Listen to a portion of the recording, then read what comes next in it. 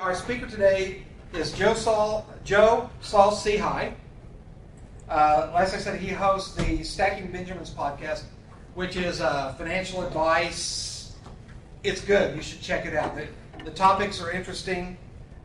He's going to talk about how they made every mistake in the book on their podcast and still managed to make it to, last month, almost 70,000 downloads. If it hadn't been a short month of only 28 days, they would have made their 70,000 downloads. Stacking Benjamins is a storytelling site and a podcast. He's a co-host on the show, and he gives thoughts, and they have interviews with some interesting folks too, talking about financial news, things that are in the media. They give some really good advice too. The Stacking Benjamin podcast, it won the 2014 Plutus Award for Best Personal Finance Podcast. He was the WXYZ Detroit Television Money Man, featured in the book Lessons from the World's Greatest Communicators.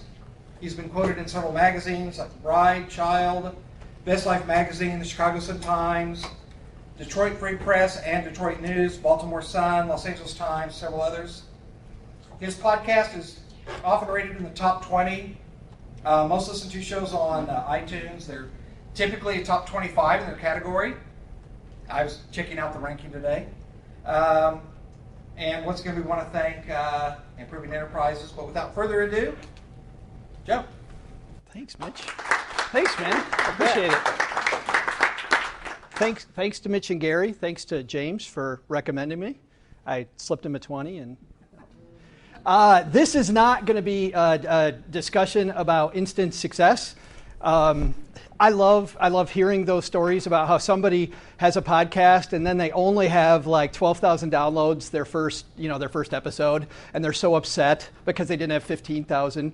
Or when Chris Hardwick from The Nerdist talks about 10,000 downloads per show, and anybody can get that, right? This is not that type of a talk today. Instead, I look at us much like these guys. Anybody know what band this is? This is a band called Silversun Pickups. And by the way, Silversun Pickups, these guys formed their band in 2002. They didn't know what to name it. So they would go get a bunch of liquor at this place called Silversun, and they would flip a coin about who's going to do the Silversun Pickup. And that's how they came up with their name. Well, in 2002, they created the band. In 2009, they were nominated for a Grammy. And not a Grammy for Best Artist, but a Grammy for Best New Artist. 7 years this band's been around, beating their head against a wall, trying to get things moving, and 7 years later, after they started, they finally are an overnight success, right? And I thought it was pretty cool when they were interviewed by Rolling Stone. Somebody asked Brian here, the lead singer, said, "So what do you think? You've been around for 7 years, and the people at the Grammys think you're brand new." And he said the best thing of all, which I think we all agree with as podcasters, "I'm just happy somebody's listening," right? And that's me every day. If I've got somebody listening to my show, how cool is that? That is awesome. But we have been that type of a podcast. I'm going to take you through 3 stages of our podcast. We started off with one show. We planned for obsolescence, so we rebooted, and we had another show that we thought was the real thing. And then we realized that we were screwing it all up again. So then we formed a third show, which was Stacking Benjamins. And we're still finding new stuff to screw up every day. But I'm going to take you through those so you don't make the same mistakes that we do. All right. You can see just with Stacking Benjamins. Now, this is our third show, remember. These are our Libsyn charts. If you use Libsyn, we get these great statistics. But you can see for the first year of our podcast has been around for about 2.5 years. But you can see what looks here like a flat line for a long, long time. We had 2 podcasts before this, and we still had a flat line. Our old podcast, we were excited when we went from 200 people listening to 250 people listening. Our first week, when we got up here into the 300 and then the 400, we were up at 500 by the end of the first month. We were ecstatic. We couldn't believe 500 people were listening to us on a given day. So it took us a long time to kind of figure it out and then get the growth. This is as you can see, this is as of the 26th of of last month. Okay, the very first thing we screwed up was, so we had this website called The Free Financial Advisor. My partner and I, because I'm going to refer to him over and over, we call him OG because he's a working certified financial planner. He doesn't want to go through compliance every time he talks. When I was on television, I had pre-approval from the firm that I was with to talk ahead of time. But most advisors, if anybody in here is in finance, you know this, can't say a word without it going through compliance first. Well, my partner didn't want to do that, so we decided to call him the other guy. And then we realized that the other guy was OG, and if you know anything about rap music, OG is the original gangsta. So now we have Joe and OG and me and the original gangsta. So we have this website, The Free Financial Advisor. We think we're going to have a podcast, right? It's a great idea. Fantastic idea. Here's what we're going to do. We're going to do this, we're going to do this, we're going to do this. You know how long that went? 8 months. It took us 8 months before we finally started. And the frustrating thing now, looking back, is I wish I had those 8 months back, because I could have started screwing up earlier so that I could find some traction. This is not this picture right here, by the way. OG's not even in that picture. This is us live from the Financial Blogger Conference, FinCon, Financial Media Conference, and these are two of our contributors to the show, and I'll introduce you to them later. So mistake number one, if you're not started yet, if you're here tonight, just get started. You're gonna make mistakes. You're gonna make a ton of them. Get out there. This book had more to do with the creation of our show than any other book that I've read. Anybody here read Steal Like an Artist? I love this book. And it's just a little tiny book. I brought one with me. It is a tiny, tiny book. Well, I'm not going to find it. But it's, yeah, right. It's just, but Gary's here all night. But it's just a little tiny thing, and it's a source of inspiration. But what Austin Kleon says is a lot of people don't start a podcast, or they start and they pod fade because of the fact that they think that they don't have enough creativity, because they don't have any good ideas. And when I talk to podcasters, I hear them say, you know what, I've run out of ideas. Austin Kleon says you don't need to have good ideas. The best ideas out there somebody else has. Take those ideas. Don't plagiarize.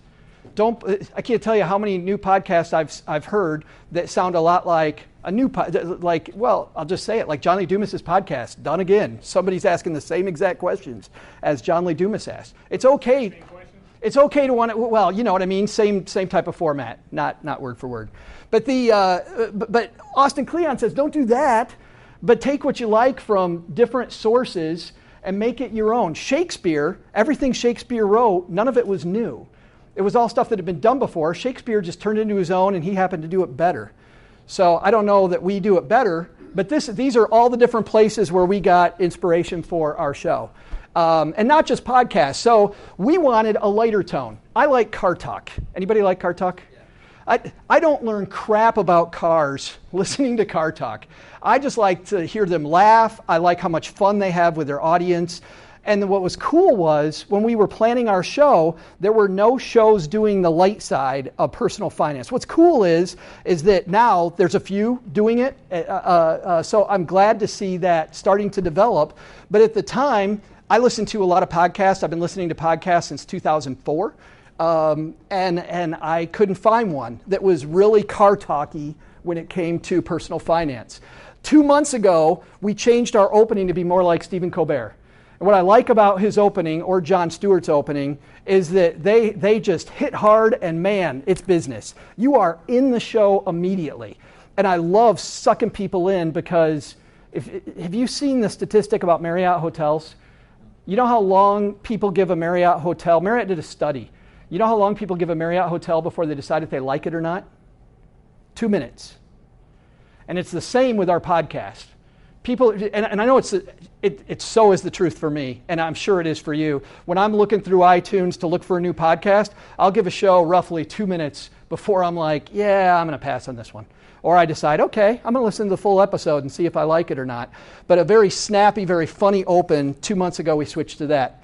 I have ADD something bad, which you'll learn is over the next hour. I like magazine-style segments. I'm a nerd. I like board games. There's this awesome board game podcast called The Dice Tower. The magic of The Dice Tower is not that the two guys are geniuses. It's that they talk about things in short spurts and then they move on.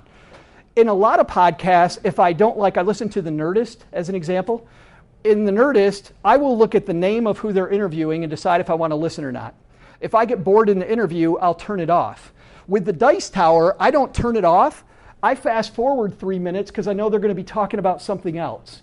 So my strategy with our show was I wanted a magazine-style show where hopefully people wouldn't turn us off. They'd give us another chance, which isn't always the case. So one of our one-star reviews, and I love one-star reviews, was a guy saying, yeah, I just listened to this again and I realized why I stopped a few months ago. So I thought that was awesome. And our other one-star review, we have two. Our first one-star review was a guy who just said, boo, with like 14 O's. I'm like, I get the articulate haters. Quirky topics. I love Planet Money. I don't know if anybody here listens to Planet Money, but they will talk about something like Bitcoin by going to like a Renaissance festival where people are trading stuff back and forth. They won't just talk about Bitcoin and what's it all about. They'll bring you into this Renaissance fair and people trading, and then they'll say, well, this bartering is a lot like Bitcoin and what's going on there. And all of a sudden, halfway through the show, I get this aha that I might not have gotten if I had it initially. I also like learning about people and things I don't know anything about. David Letterman's pet tricks, or the fact that different than Jay Leno, if you study late night TV, Jay Leno always, a critique of Jay Leno's show wasn't that it was good or bad, it's that he used stars to make him bigger. Where David Letterman was happy to use people that nobody knew to make him bigger. He would bring on bands you've never heard, would bring on people with quirky things that they never heard. Didn't make the show better or worse. It was just something I wanted to do. I wanted to bring to light things that people hadn't heard before. I also wanted to have our show have a sense of place, so that when people came down to the show, they felt like they were a member of this community. I think I got sucked into, after podcast movement, listening to Lou Mangello's podcast, the WDW podcast. And I got to tell you, I keep listening to that show because there's such a sense of place about this. He hammers the community really hard. Ours I took after the show, Absolutely Mindy, which you probably never heard of because it's on XM Kids. Mindy is supposedly a girl who got grounded. It's a kid's show. She supposedly got grounded, and she's in her room. And instead of cleaning a room like her parents told her to, every night she takes out a hairbrush with her friends, and they do a satellite radio show from her bedroom. And it's all this pretend show. So she's pretending like she has a satellite radio show. We did something like that. We started off saying we had hairbrushes, and then one of our alpha listeners says, that's kind of stupid. For a finance show, it's kind of dumb. But we have the basement.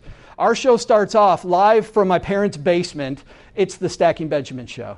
And so when guests come to our show, they come down to the basement. PK is always drunk by the furnace, and we wake him up to do his segment. Doug is my mom's neighbor, Doug, who brings down the mail and stops to do trivia on the show. So we have these segments that are there. When we're celebrating women entrepreneurs with our hashtag ladies.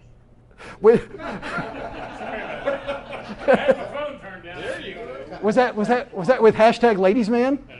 Oh no, I never knew when we started how important that was. We kind of took a dare here, took a risk. I didn't know if it was going to work out or not, and it worked out way, way, way better than we thought. Another nerd, I never have time to play video games. I'm too busy. But I like Xbox, Major Nelson. He's the Xbox spokesman, as a podcast. So I've been listening to his podcast about 3 months. My wife and I are at a resort at this nice for our anniversary. I take this portable speaker I have with me into the bathroom while I'm getting ready to go out, and the show ends, and I leave the room, and I forgot to turn it off, but the show was over. I go out in the bedroom, and I'll be damned if somebody's not talking to me from the bathroom. I walk back in there. I didn't know the first 3 months I listened to this show that there's a hidden track on every episode, that they wait 45 seconds and they start talking again. There is nothing I like better than somebody who's brand new to my show that has no idea that we have a hidden track on all of our Monday. We go Monday, Wednesday, Friday. On our Monday and Wednesday episodes, we always have a hidden track. And I love getting the email. I never knew that there's this whole other thing. And we always preface it like Fight Club. Everybody know Fight Club? What happens in the after show stays in the after show. So whenever anybody mentions it, like they do in a review, we will say, I don't know what they're talking. Oh, gee, I have no idea what they're talking about. They said they like the after show. I have no idea. What is that about? So we still pretend like like it doesn't exist. That was all learned from other people. So going back to Austin Kleon, none of this is us. This is stuff that other people did really well. We took all. Now, if you listen to our show, you're not going to hear any of these shows. You're just going to hear the inspiration turned into a new Stacking Benjamins episode. Our hope was when we started that our format would be our marketing. That by having a lot of different voices on the show, a lot of different segments, that we'd be able to get a community feel to the show. I was a nobody in the online finance world. I thought because I was on TV in Detroit that I could step into personal finance and be the only guy writing about personal finance online.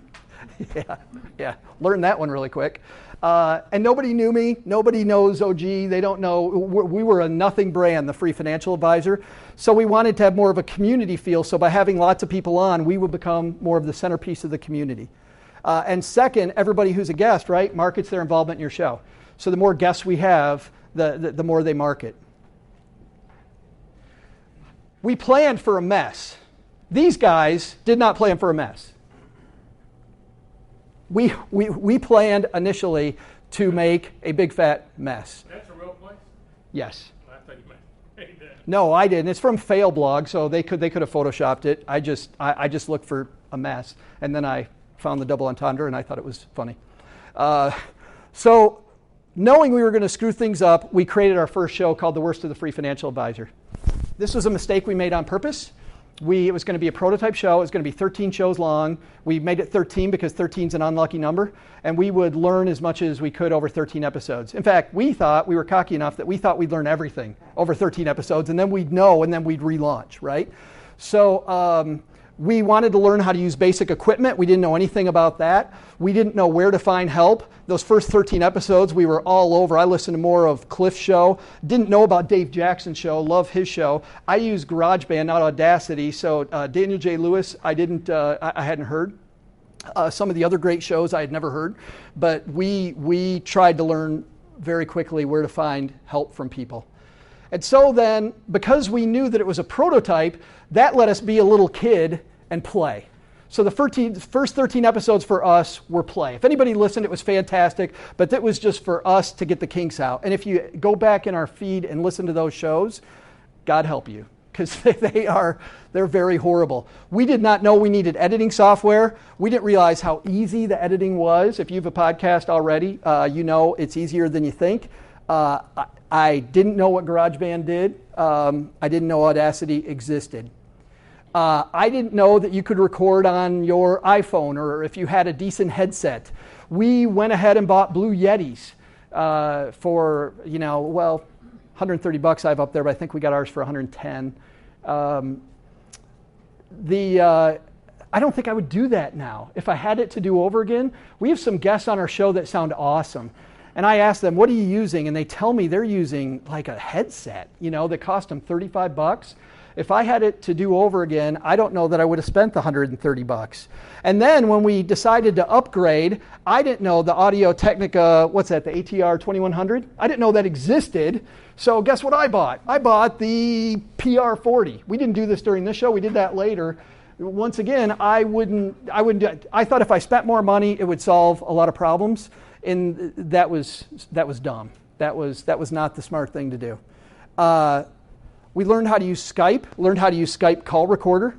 Also bought a digital recorder that initially we didn't need because of the fact that we were just recording onto our Mac using Skype call recorder. I didn't need the digital recorder.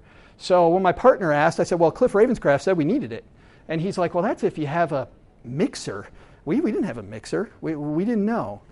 So digital recorder now, I love having my digital recorder. I love the fact that we don't record through the Mac. We record off into this separate place. I also like the fact that we use a mixer now. Everybody on our team except me with my big, bad PR40. Everybody else on our team uses the Blue Yeti. Whoops. What digital recorder are you using? I'm using the Roland. The Roland? The Roland. What's the Roland recorder? Yeah, it's the Adderall, but it's the what is it?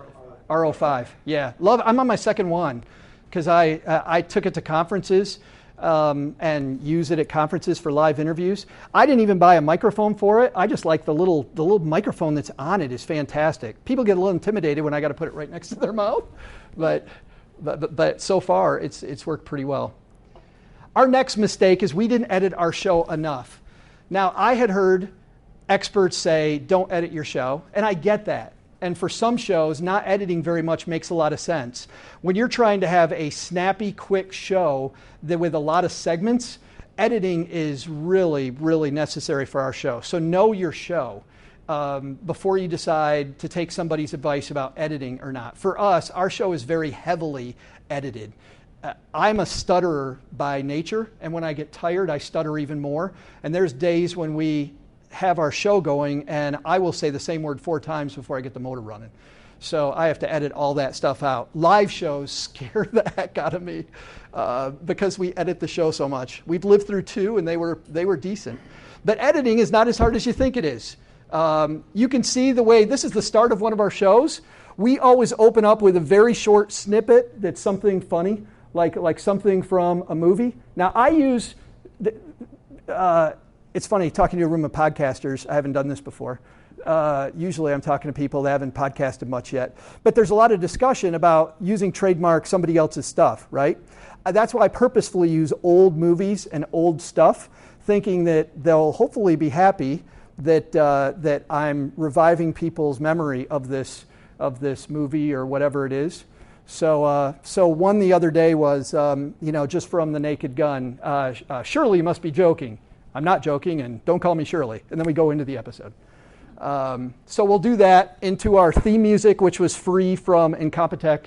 Did anybody else use Incompetech music? Good free place, royalty-free place for music, and then into the show. COMPET, Incompet, ECH, right? Incompetech. Yeah, Incompetech.com. I didn't know, another thing I didn't know that this little machine is full of free music.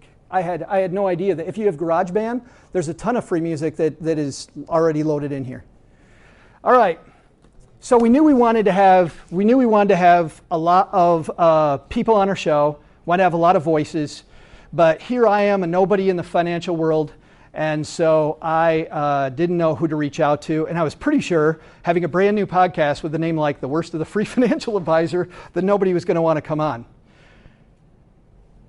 A good friend of mine, Kathleen, always tells me how this is her man crush. Everybody know who this is? Ryan Gosling. That this is her man crush. Yet, over the 8 years that I've known Kathleen never ever approaches this guy. Kathleen ends up going out with this guy. And I always ask her, I'm like, well, if you're attracted to that guy, why don't you talk to him? And she's like, that guy will never ever talk to me. This guy is going home tonight, right? That's kind of the way I felt about my podcast, was that there's no way these big stars, these big people, there's no way Gary Leland would ever be on my show. So what I did was I started with a well-rounded group of people who are a bunch of nobodies like me. And by the way, you might know some of these people, and they were all brand new at the time. Carrie Smith, if you know her, she lives in Tyler. I'm in Texarkana. So Carrie's fantastic, and her career has gone up and up and up.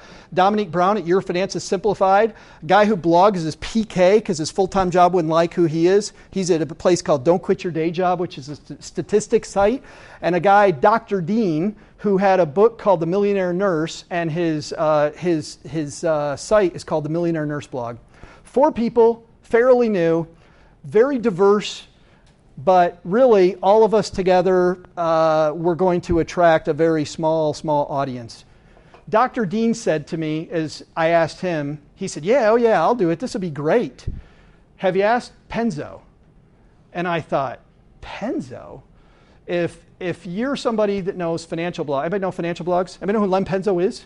Probably not. in our little world, right? Everybody has their little world. Like I'm sure paper boys have like the God paper boy who's better than all the rest. Len Penzo is a guy who's on CBS MarketWatch's list of top podcasts, or not top podcasts, excuse me, top financial blogs. Kiplinger puts him every year on their list of top blogs. He writes for Clark Howard. He writes on Business Insider. This is Len Penzo. So there's no way in heck Len Penzo is going to be on a show called The Worst of the Free Financial Advisor. He's not going to do it. Dr. Dean says, he said, well, tell him this, because I know Len personally. Tell Len that Dr. Dean said that if you're going to be on the show, Len, there's no way in hell Dr. Dean's going to be on the show. Let me phrase that differently. He said, tell him Dr. Dean said he's going to be on the show, but if Len Penzo's on the show, there's no way in hell I'm going to be on it too. And I'm like, okay, that sounds like the worst way to phrase anything at all. And he goes, just trust me, it'll work. So I write to Len Penzo, who doesn't know me from anybody. Hey, I'm this guy you don't know. I have this podcast called The Worst of the Free Financial Advisor. It's going to be great. And hey, would you like to be on it? By the way, Dr. Dean said he's going to be on it unless you're on it. And if you're on it, then he said there's no way in hell I'm going to be on it. He wrote me back 10 minutes later. Well, then I'm on your show. And of all those contributors, Len Penzo is one of only 2 of those initial contributors that are still on the show. And he supported us the whole way. And it was Len being on the show that gave us this initial, what I thought, kick in the pants, where we started off with what I thought was a big deal, about 70 listeners, right? Every time Len writes anything, he gets 10,000 people read his blog post. And I thought having Len help us get to 70 was amazing. But he still gave us some much needed credibility at the start. So over that 13 weeks, what did we learn? Editing mattered more than we thought for our show. Doesn't matter for everybody's show. We didn't need the big microphone or equipment. We bought it. I actually learned that lesson more. The longer I go, the more I realize that. We needed good guests and talent. And last thing that I didn't talk about was that we spent a lot of those first 13 shows talking about the worst of the free financial advisor really is a bad podcast. The self-deprecating humor. And I hear other podcasters do this, making fun of their own show, right? I don't know why anybody listens to this. This is just us going on, having fun. We thought it was funny.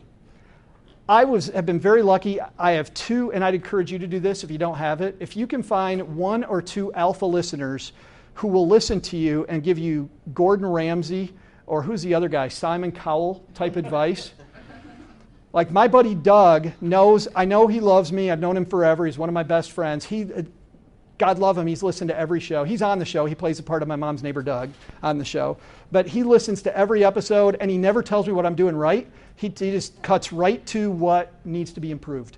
And because of that honest feedback that we've gotten from him and another listener, and then feedback along the way from a few other people, but mostly those 2 guys, we've made some huge changes to our show. But Doug said to me, he said, don't make fun of yourself, especially early in your show.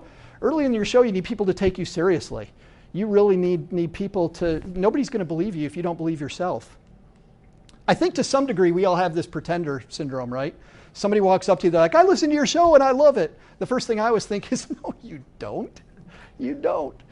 So we rebranded. 2 Guys and Your Money came out. Hire a professional designer for that logo because this was going to be the best show on earth.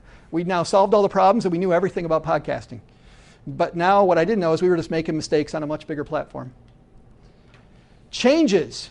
We want to make the show tighter by not just editing more, but made the segments snappier. My alpha listeners told me they got bored because my segments were all too long. We decided over those 13 shows, it was just us and our contributors talking back and forth. We decided we needed guests because we realized even with Len Penzo in our corner, we weren't marketing fast enough and we actually needed the marketing kick that guests were going to give. I didn't really want guests. I just thought that if the show was ever going to get bigger in any way, that we would have to have guests. So we decided, let's start having guests. And that's when the pet tricks thing started. I said, we're going to have guests, but we're not going to have the same guests everybody else has. We're going to have guests that you've never heard of before. People doing quirky stuff that you don't even think of them and think of finance. And then we migrated to better equipment. And as I said, way better equipment that I shouldn't have spent so much money on. I thought from the start we nailed the show open and we nailed the format. I'll tell you this, that, and this is just my personal preference, and I think that you've got to go with your gut. You got to listen to your show and listen to other shows to decide what you like. For us, every show that I like that's a show that I want to be, that I listen to and I really want my show as crisp as theirs, none of them have an opening that goes like this. Welcome to the Two Guys in Your Money show, where our hosts, Joe and OG, are going to take you through the basics of personal finance, and every week they give you awesome tips that you're going to love. Here they are, Joe and OG. And by the way, if you're going to have that guy, which I hate that guy, if you're going to have that guy, don't then say this. Hi, I'm Joe, and welcome to the Two Guys in Your Money show. I hear these new podcasts, you have this announcer guy you paid to introduce you, and then you say the same damn thing over again. The first 2 minutes is precious real estate. I like the way, if you're gonna have what I call cheesy announcer guy, I like the way Pat Flynn does it. Because the way Pat Flynn does it is he has the guy over the top cheesy, and then he says, and here's a guy who spent the last 20 years in band practice, or some funny thing that Pat then ties into the show. So he uses the announcer to move it forward. So we decided not to do that. We introduce ourselves. We get you right into the show. And if you listen to top shows, and when the few times that I've mentored people with new podcasts, I'll take them through their favorite shows. And I've mentored 3 people on podcasting. And I was in this program called Bloggers Helping Bloggers. And we opened up a podcasting part where it was free mentoring. And I just took the people through their favorite shows, and none of their favorite shows had cheesy announcer dude, but we all think we need them. I love human, natural, funny, and you know what? If you like announcer guy, that's fine, but notice how passionate I am about my opening. You got to be that passionate, I think, about your show. I do this because of X. Don't just do it because everybody else does. Think, you know what? This is what I like. This is what I would listen to. Our contributors slowly had to leave. I did not realize how much work it was going to be, so I couldn't tell my contributors how much work it was going to be. Showing up the same place every week to have a discussion on Skype became really tough. Carrie's practice, if you know Carrie, was going up through the roof. Dom got a promotion and had a baby. Dr. Dean became a Georgia State Senator. So listen to those 3 flimsy excuses for leaving my pipe. I can take a hint, right? Oh, sure, state senator, whatever. But I used those people, my relationships with them, which were great and still are great. In fact, they've all been on the show since, to leverage those relationships to bring in replacements. And what I feel very lucky because everybody who is on the show since they left is still on the show. Through Two Guys in Your Money into Stacking Benjamins. So because Len Penzo was on the show, Paula Pant wanted to be on the show. Paula won Best New Blog in our little community, the little personal finance blogging community a couple of years ago, Afford Anything. And so she won the Plutus for that. Greg McFarland is on the show because this is interesting. If you have a community show like I do, what we didn't know when we started was that what I didn't know, I invited people with diverse outlooks and different ways of speaking. I didn't know that this guy, Dominique Brown from Your Finances Simplified, I didn't realize what a jerk he was going to be on the show. I had no idea. He's very blunt, very sure of himself. If one of the other contributors said something that he didn't like, he would disagree openly, and we'd have some awesome fights. And by the way, when they fought, I would get letters about how awesome it was. And I realized there was value in having a guy on your show that everybody loved to hate, right? So when Tom left, I said, this is horrible. I hope Greg never sees this. Well, actually, Greg knows. But I went looking for that guy, the guy that everybody loves to hate. And Greg McFarland at Control Your Cash is that guy. And we get more mail about Greg and how Greg has his audience of people that listen specifically because of him. I talked about Doug as one of my alpha listeners. The other one says Greg's the best guy on your show. Because Greg will say, no, that's not right. Greg is pretty awesome. PK has stayed around. Suzanne Lucas was one of my early guests. She's an HR professional. I never I never realized when I asked her to be on my show just how big an audience she had. When she was on my show, she wrote something. I didn't know she blogged for CBS Market Watch and Inc. magazine. I had no idea. I just needed a guest. And so I reached out. I looked for top HR people online because another guest had canceled, asked her. She was great. And so now she's on her show. She lives in Switzerland now, by the way.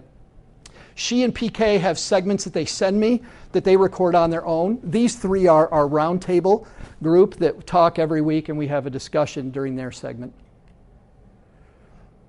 So I decided to start having guests, and so I start doing interviews, and I totally underestimated how hard it was to do a good interview.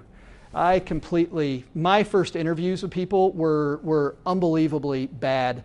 I prepared set questions, and they would go one of two ways. Either I was right about my questions ahead of time, and the guest fed right into those questions, or I was way off base, and it was 20 minutes of pure hell. My guest hated it, I hated it, and so did my listeners, because I would get emails about how bad that interview was. Instead, I started migrating toward a prepared agenda. These are the main points I'm hoping to get my guests to say. I know I have them on. These are the main points I know that they're good at talking about. So I want to make sure they hit those points. And then I want to get as much out of them as I possibly can in a short amount of time. Two other things I learned about not just from my interviewees. I have some people on that do more. You can always tell when you get somebody on your show who's given a lot of interviews. And I realize that I do this sometimes too. You'll make a statement, you'll say, well, like I always say. And I always think, if you always say this, it's a truism. It's just cut out those words, I always say. Or I ask everybody this question. I was listening to a podcast a couple weeks ago where the podcaster said, I ask everybody the same question. I have one question in my podcast, which is the last question I ask everybody, but I try to avoid the words, I ask everyone. As a listener, I roll my eyes. I'm like, oh, really? This has nothing to do with the guest. This is just the same crap. You couldn't prepare? I started reading books on interviews. I'd actually read some already. Anybody read Barbara Walters' How to Talk to Practically Anybody About Practically Anything? I think the book's out of print. You can get it used on Amazon for like $4, I think. But Barbara, it's a great book. It's from the early 1970s or mid 1970s. It's way dated. But she talks about, she's one of the greatest interviewers of our time. Barbara said when she has to do even really tough interviews, she tries to make the person feel very, very comfortable and at home with them. They know the tough questions are coming, right? If Barbara Walters is sitting down with you, they're not dumb. They know why they're on camera. And so when she starts asking tough questions, she wants to make sure they're comfortable with her. If they're comfortable with her, they're more likely to give her good answers. So she wants to make sure the interviewee knows she's going to show them that they're at their best. Then Larry King. I listened to some interviews Larry King gave about interviewing. He wrote a book. I didn't read his book, but I read some stuff that Larry talked about. And an interesting thing Larry said, now let's say that I was interviewing Paul. If I'm interviewing Paul, I would actually read the book and I would pick out some good things that I think are cool stuff that I want him to highlight, just a few. But Larry says when he gets books, he never reads them. What he does is his first question will be, why did you write this book, How to Podcast in 2015? He comes at it the same way the listener does. The listener comes at it from they don't know anything about it. So why did you write this? And then interviewee gives the answer, and then he says, so I noticed in the chapter heading that you've got this spread in different, why did you put it in different parts? So why do you think you're qualified to write this book? He would just ask what he's interested in. And what's cool that Larry said is it forces him to listen and be involved in an interview. And Larry has said, by the way, that when he gets tired, if he's tired when he goes into an interview, he has a much worse interview than if he tries to be awake and alert. And by the way, I've been a guest on a few shows where the interviewer wants to have a big pre-show with me, and they want to talk through everything we're going to talk about ahead of time. Larry doesn't want to talk to them at all. He wants nothing ahead of time. He wants this guy to sit down and they start talking. It's the first time they talked. Everything he's talked about backstage is wasted. And how many times have you done that if you've done interviews on your show where you call up the person on Skype, you talk, and you guys are having this hilarious conversation and none of it's getting recorded, right? So skip all that and record as much as possible. The third thing I learned from Howard Stern. Howard Stern, by the way, is a guy that I never liked. I just thought Howard Stern was a bunch of penis jokes. But Howard Stern is a fantastic interviewer, and I will now try to catch his show and see if he's interviewing somebody. I've never heard anybody here the fan of the Who. I've never heard Roger Daltrey tell as much about the bad stuff that happened with the Who I never knew that Pete Townsend owns all those songs. And Roger Daltrey, for all these years, so what happens is Pete Townsend keeps half of the money they make, Pete Townsend keeps because he owns it, and then the band splits it into thirds. So Pete Townsend gets half plus a third of the next half. Pete Townsend's been ripping them off all these years. And Howard says, weren't you angry? And Roger said, I was angry a long time ago. I'm not angry anymore. I realized that without Pete, we'd be nowhere, right? So who cares he has more money than me? It was a great interview. When he interviewed Sinead O'Connor, it was really good. He is an incredible listener when he talks. I mean, because of his audience, he also tries to poke people and get them to say things about their sex life and stuff. You don't have to do that on your show, but he's an incredible listener. And he's somebody I would listen to a lot. I found that to become a better interviewer, I had to listen to Howard Stern a lot more than I used to be comfortable listening to Howard Stern. We got lucky. I'm not lazy, but I don't want to recreate the wheel. A lot of discussions online before I started about whether you use Libsyn or Blueberry, all that stuff ahead of time. I said, you know what? I don't want to handle that, and I want to know where I stand. And if Libsyn can take all that stuff and make it easy, I'm going to give it to them. I got very lucky there. That was a mistake that we avoided by using Libsyn. Especially now that we're getting advertisers. I'll tell you what, my advertiser on my show, once a week, I'm able to set up a thing. I'm sure the Libsyn people call it a thing. That's the technical term. A thing where they get this spreadsheet sent right from Libsyn to them. No room for me to mess with it or change my listenership or anything. It goes directly to my advertisers so they know exactly what they're paying for. And I love that. I love the fact that Nick at Magnify Money, my advertiser, that he gets it directly from them and he knows, he sees the weekly stats without me getting in the middle of it. Wonderful how much stuff they take care of for me for a low fee. And you can see, how easy the numbers are to track as you go. And for those of you that use Libsyn, you can slice and dice your audience 50,000 different ways. It's cool, the number of stats. I only thought that we should be on iTunes. It wasn't until we launched Two Guys and Your Money, and we got maybe 10 episodes into Two Guys Your Money, somebody wrote me and said, why aren't you on Stitcher? I'm like, well, what's Stitcher? And so I found out and now I use Stitcher when I listen to podcasts. I didn't know that you could use Xbox or TuneIn. I didn't know all these other places. There's a list a mile long. These are your top 4 where you should make sure that they know who you are and get in on all 4 of those. I was approached recently by Spreaker. Does anybody use Spreaker? I'd love to talk to you about that because Anna at Spreaker has been talking to me about that. It's the only way onto iHeartRadio, which is a massive audience. So to have iHeartRadio list your podcast is one of their things, but it's a whole nother fee that I already paid to Libsyn. I like what Libsyn gives me, so I don't want to switch over from Libsyn to Spreaker, but I like this audience. And I don't even remember we talked about it just a couple months ago, and I don't even remember what the fee is, but that's where I'm at right now. A month? No, total. Oh, total? A year? It seemed like it was like $25 a month. I think it's like under $100. Really? Yeah, I remember. What was it, 200? It's dependent. I think if you want 200 something hours or 500 something hours, I did the 500 just because I have some people do side work and other stuff and other blogs, not just mine. But it can be anywhere. I think the most, if you want an actual station where it's 24/7, it's like $1,400 a year. That's our problem is we have so we do 60 to 70 minutes on Monday and 60 to 70 minutes on Wednesday and then 30 to 40 minutes on Friday. And I remember I couldn't go with the small one. I had to go with a bigger one just because of how often we podcast. Oh, I didn't talk about our lessons. So on Two Guys and Your Money, about 2 months before we stopped Two Guys and Your Money, we realized we had a problem, and we didn't know everything. We had run into more walls than we could fix on Two Guys and Your Money. We could have kept it, but the show was growing at a slow rate, and because it's between that and our blog, that's all that I do. I couldn't have that go that slowly. I had to make that platform go bigger. And I know that, and I agree with people that say that, if you're creating a podcast and you've got 3 people listening, that's fantastic. It is fantastic, and I love that.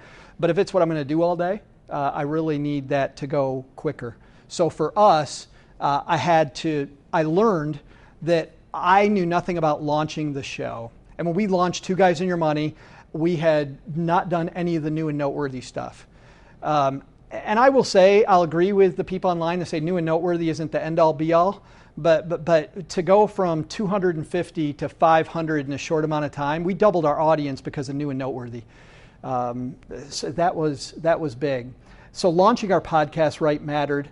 Interviews, I have been messing up, and I really just wanted to make those different. We were also starting to get more, I guess we were talking to C-list people, and now even though I said I don't want to have the same old experts on our show, the experts were now coming to me saying they want to be on my show.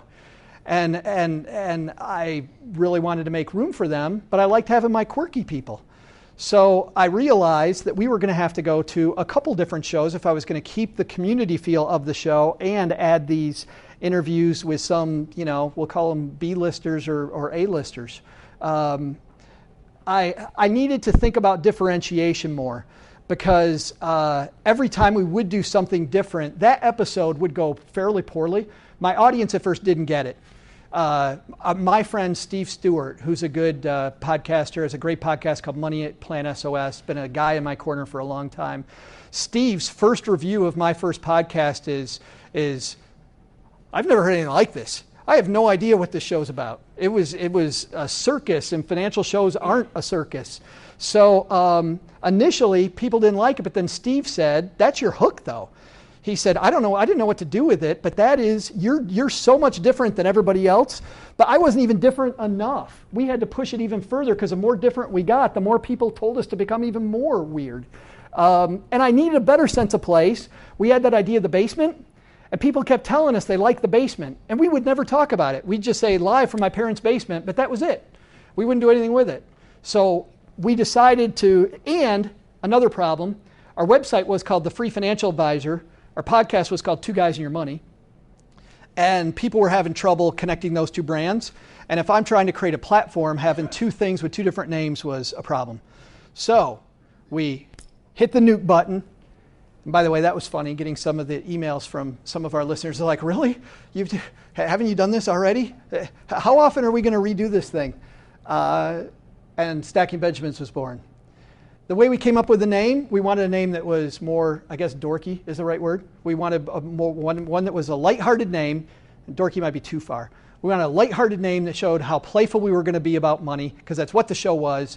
Less generic, like Two Guys and Your Money was. So we just took a whiteboard like this in my partner's office, and he and I just went crazy, and we called up on Skype our contributors, and no name was stupid. And it was funny because Stacking Benjamins was probably, I'm going to say like the 75th name we came up with. And then we couldn't believe it was available, right? StackingBenjamins.com was available. So I'm like, great, Stacking Benjamins. Okay, well, we'll see if it's I'll be. And we grabbed it immediately. Even if we weren't going to use it, I thought we could do something with that name. So Stacking Benjamins was born. And now we had a launch week blitz. We had 3 shows the first week, and we had 2 shows the second week. I focused more, not when I say better guests here, not guests who were more well known, but guests who were used to being on podcasts.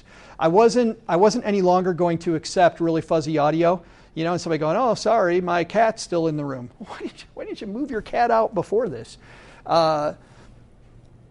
We moved more into the basement, moved new and exciting guests off the main stage, still highlighted, added more community. So now we're going after Ryan Gosling. And to find those guests, went to NetGalley. Are you guys familiar with NetGalley? NetGalley is a place where authors list their new books that are coming out, or publishers.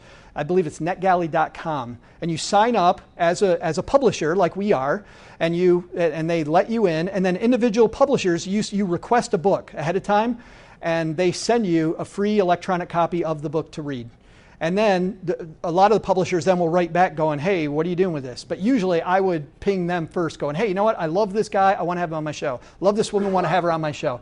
Flipboard is a great place. Everybody use Flipboard? Love Flipboard on my iPad or on my phone. It's a great news thing. I look for quirky news to find quirky guests. Barnes & Noble also has on their website coming up like the next several weeks. So I know I'm too small to get on a lot of the campaigns, so I have to put myself in the campaigns with the PR people. Barnes & Noble tells me who wants on the campaign. I try to look for guests that are going this way when everybody else's guests are going that way. In fact, I've gotten a little cute with that recently. There's a podcast that we have a friendly competition with. They're not exactly like us, but depth-wise, the way we talk about money is about on the same level. I actually told a person 2 weeks ago, I said, it was Nicole Lapin, the CNN and CNBC person. Her PR person reached out to me, and I said, we'll have Nicole on as long as she comes to me before she goes on this other show. And I thought she was going to say, screw you. She's like, okay, really? That's great. All right, here are some of the people when I talk about quirky. Ken Periani was an art forger. He walked in as a teenager to this art gallery and tried to sell a picture as a real thing. The art owner, the gallery owner, took it back there and said he thought it was real. And for many years, he passed off his art as the real thing. We had Ed Bolian, who won the Cannonball Run record. We talked about the importance of planning. You wonder what this has to do with finance. These guys drove from New York to LA illegally faster than anybody's ever done it before. Maleficent producer Don Hahn, also the producer of Beauty and the Beast. Sharon Lecter, of course, from Rich Dad Poor Dad. She just started a new podcast. Gretchen Rubin, Rick Edelman, Nicole Lapin was just on. Gene Chatsky, David Bach. So, but remember this, your guests are not your show. You are your show. We did a survey of our audience. 65% of people said they didn't tune in for our guests. They tune in for us. They want to hear us. So your guests are a decent part of your show, but at least put in a piece that is you and not your guest. We needed to have a better visual of the basement. So this is my parents' half-finished fictional basement where we all hang out. I tell my guests ahead of time that, hey, we're not on Skype, we're on beanbag chairs. And when Gary was on my show one time that I was on it, that's the way he remembered my show, is that, you're the one where you're in the basement. Yes. And these are the letters we get now. One more question my wife asked and I wasn't sure about. Do you know G really do the show from your mom's basement? And our answer every time, including the pause, is this. Yes. Listener reviews, the best subterranean podcast. This podcast takes place in Joe's mom's basement. Not since that 70s show has this much fun happened under a parent's nose. Recommended to all my friends. I tell all my friends and coworkers to head down to Joe's mom's basement and learn something about money. This is the stuff that we were getting that made us say, we got to talk about the basement more often. We got to find excuses to bring the basement up more. Our format is like a mullet. Business up front, party in the back, right? So your new people to your show want the business. They're not part of your community yet. Your community wants to hang out later. We have a long show, 60 or 70 minutes. Some people will call that too long. I only expect people to listen to 40 minutes, so we stop here. And then at the end, we have our letters, our contest. We talk about movies every show because OG and I see a lot of movies. 45 seconds of silence and then the hidden track. This is all for my community. This part up here is all for the people that are new. I try to get new people into the show, get them to know that we know what we're talking about. We're having fun, but we're getting to business. There's a show I was listening to, I was running the other day, and I won't mention the name, but it was about giving speeches. And these guys spent 15 minutes talking about how they had a cold and about how they were just dorking around for 15 minutes. And I'm thinking, come on, I'm here to learn about speech giving. So we try to have fun, but at the same time get something done. I made this mistake again a few weeks ago accidentally. The first time I made it was with this product, Level 3. Level 3 is a place you can buy stocks without any commission. I love the product, so I had the guy on, and all we talked about was Level 3 and how awesome Level 3 is. And Level 3 is great. And you know what? It wasn't Stacking Benjamins. It was the Level 3 infomercial. And that podcast got so much negative. And when I say so much, it's not like I've got a flood of mail, but when I get mail from 2 people that say it sucked, that means there's probably 50 people that think it sucked, and I did too. And you know what? I had a guest just a few weeks ago who's a personal trainer who did this. I tell my guests, don't sell, especially the ones that are not as experienced with being on podcasts. Don't sell. We'll talk about your thing at the end, but let's talk about, instead of Level 3, I should have talked about buying stocks and who should buy stocks, who shouldn't buy individual stocks. Talk about the method of buying and that type of thing. But halfway through this episode, I was so in love with the guy just a couple weeks ago, like 3 weeks ago on a Friday, this personal trainer, that I didn't even notice it until I was editing the show. But we edit the show the night before, and I'm like, okay, halfway through the show, this turns into an infomercial about hiring a personal trainer. And it went out, and on my Facebook page the next day, guy going, that guy sucks, and all personal trainers are exactly the same. They're all just salesmen. Oh, man, that stunk. Then, like Austin Kleon said, always, so we don't pod fade, I'm always innovating. I'm always thinking about what are we going to do next. I have one of my 2 alpha listeners says, you know what, your show's done. Just leave it like it is. I can't leave it like it is. I have to keep changing it. I have to keep leading my audience down new stuff. I want to have different roundtable guests on. We try to have guests on fairly often. So I tell my 3 normal people on the roundtable that they have the week off. By the way, we don't call it the roundtable, sent to place. We call it my dad's shortwave. So I walk across the room and fire up my dad's shortwave to get the greatest minds in personal finance on the radio, right? New mom voice. I have this woman down the street, not my mom. My mom was on the show a long time ago. My mom was 19 when she had me, and she sounds very young. We have this sweet lady down the street. I'm over at her house the other day, taking stuff to her. My wife had made some muffins, and I take stuff to her, and she's talking. I'm like, oh, I got to come back with my recorder because I want to have her say stuff like, in our bumpers, say stuff like, I told you boys, no more podcasting till you eat your peas. So a new mom voice. I want the Friday segment, instead of to be just one interview, I want that to be a 3rd reel show. I got to find more time to do that. I don't do enough of this stuff because I live in Texarkana. I don't go to, for me to go to a meetup, I have to drive 3 hours to get here, but I need to market more, or I need to market better with my community, and I need to be in the community more with other podcasters and now you know what I've done? I've joined Facebook groups. And James knows I joined 2 today because you let me in. So because I'm not close to people, we created a mastermind with 3 other podcasters, and there's 4 of us.